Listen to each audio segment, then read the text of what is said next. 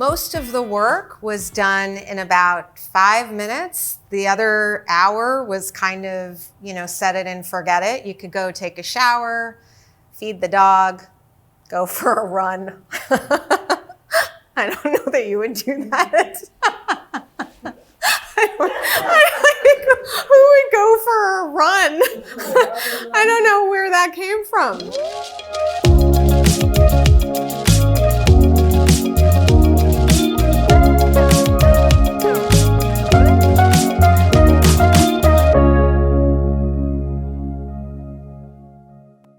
Hi, I'm Allie and welcome to Haven's Kitchen.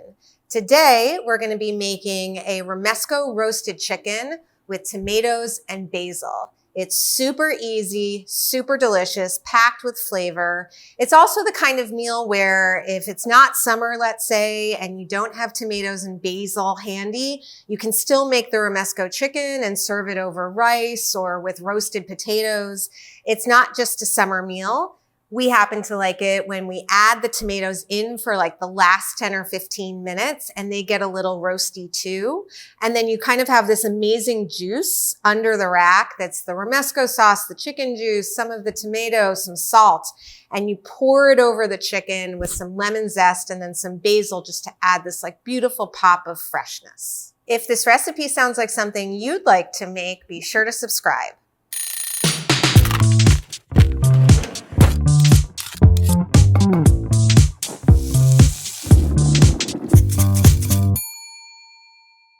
All right, let's get started. So one of the things that I would highly recommend for all of your roasting adventures is a sheet pan that has a rack. This rack is actually a really nice tool, and I'll tell you why. Basically, if you think about heat, right? If you have your chicken flat against your pan, you're kind of creating no space for the heat to get through, and you're just going to end up steaming the bottom of the chicken.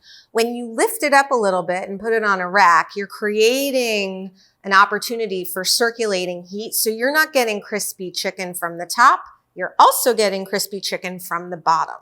Another tool that you're going to want for this recipe is something I think every kitchen should have. It's a zester. Because again, I think you know by now, I really like crispy chicken. And if I took the lemon and I kind of squeezed the juice on the lemon, I would be breaking down the crisp and adding the acid and the lemony flavor, but I'd also be adding water and kind of, de-crisping. Zesting gives you all of the beautiful flavors of the lemon, but it doesn't give you any of the moisture in the liquid. So I kind of zest like I use salt. I zest lime and lemon, even orange on everything, just like I would salt or Parmesan cheese. Now for the ingredients, not a lot of ingredients for this one. We have chicken thighs, bone in, it keeps them juicier, skin on because obviously, and we have tomatoes, and we have our Romesco sauce. We have some fresh basil, and we have lemon and some salt. A little olive oil to toss the tomatoes, and that's it. One note about keeping your herbs fresh and vibrant looking. When you get your herbs home from the market, take them out of the bag or the box or however you buy them, wet a paper towel, and just roll them in the paper towel and keep them in the fridge. I promise you your herbs are gonna last probably 3 to 5 days longer than they would otherwise. It keeps them really crisp and bright and the color good. So again, super easy recipe. We're just gonna take the Romesco, we're gonna do a little squeeze of each. This is why pouches are good. And then we're gonna use the back of the spoon, spread them to coat the breasts, a sprinkle of salt, put them in a 375 oven for an hour. And that's going to be it. The last 10 or 15 minutes, we're going to take our tomatoes, cut them up, toss them with a little olive oil, and just place them on the tray with the chicken. Let them cook for the last 15 minutes. And then we'll take the whole thing out together, serve it all as one, add some fresh basil, and we have a beautiful dinner. So we're just doing a little kind of squeeze. This is why pouches are really fun. They make things easy.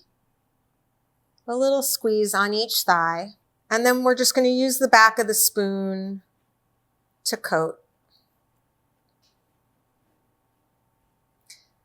Again, the sauce is really packed with flavor. It's got a bunch of different types of roasted peppers and almond and garlic, a little bit of vinegar. So it helps break down the chicken, and it also just adds a ton of flavor. This, by the way, is like my once a week go-to dinner.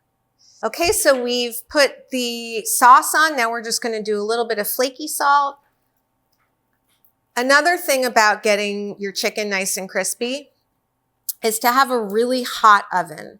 When you hear people say like, preheat your oven, or you see the step, preheat your oven, that really means get your oven all the way up to the temperature that you're cooking at. Once you're at 375 or higher, you're really starting to roast, and you want high heat all through the oven. Another helpful tip for cooking meat is to let it temper for 20 to 30 minutes before you put it in the oven.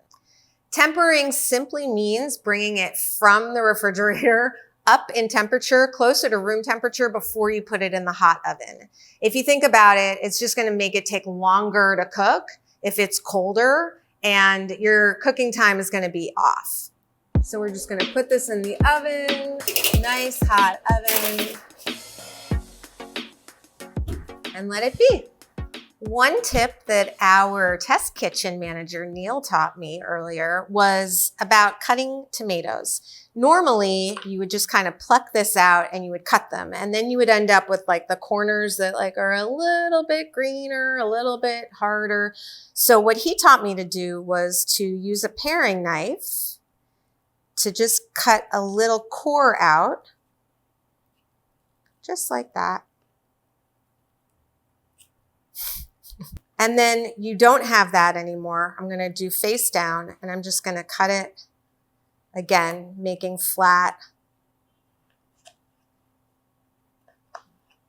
sides for cutting. We're going to take our tomatoes, beautiful ripe red tomatoes. We're going to add a nice glug of oil, some salt, and just give them a good toss.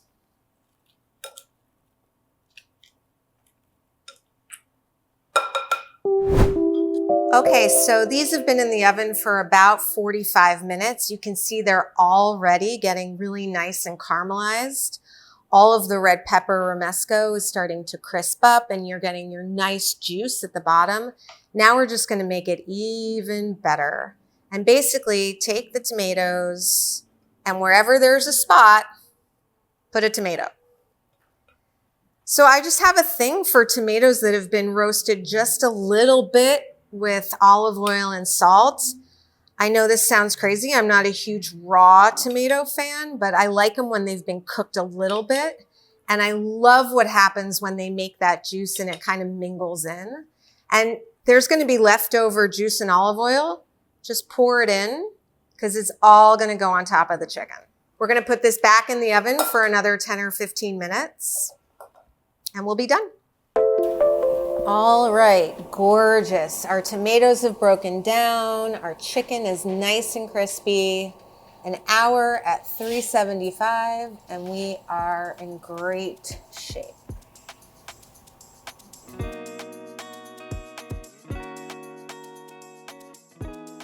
So now we have all of these amazing juices in the pan, the little crispy bits from the chicken, the tomato, the Romesco, all of it together. And I'm just using a spatula to try to mix it a little bit so that we're creating a little bit of a gravy.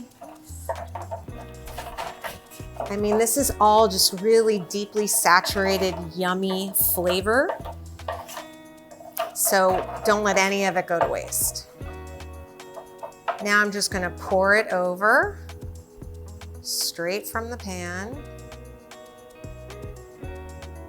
Just imagine this with, rice underneath, or just using a crusty piece of garlic bread to pick some of that juice up.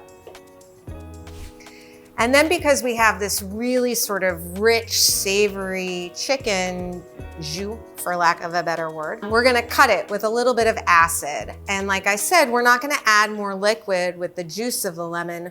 We're gonna add all the flavor of the lemon and the acid of the lemon by zesting the lemon. And now, just to top it off, we're gonna add a little bit of our basil. You can cut it if you want. I don't even think you need to. I think it's really beautiful when you just take those little tips of the top of the basil and put them in. If you wanted to, you could do little slices or you could tear it into bite-sized pieces, but I just think this looks so pretty just the way it is. And why not make it look really pretty? There you have it, Romesco roasted chicken thighs with roasted tomatoes and basil. I'm just picturing this over a bed of rice or with like a crusty garlic bread, just to get all of those juices up after the chicken is long gone. Most of the work was done in about 5 minutes. The other hour was kind of, set it and forget it. You could go take a shower, feed the dog, go for a run. I don't know that you would do that. If you like this recipe, be sure to like it and subscribe to see new videos as we drop them. For the full recipe and textable shopping list, click the link below. Thank you so much for watching and cook happy.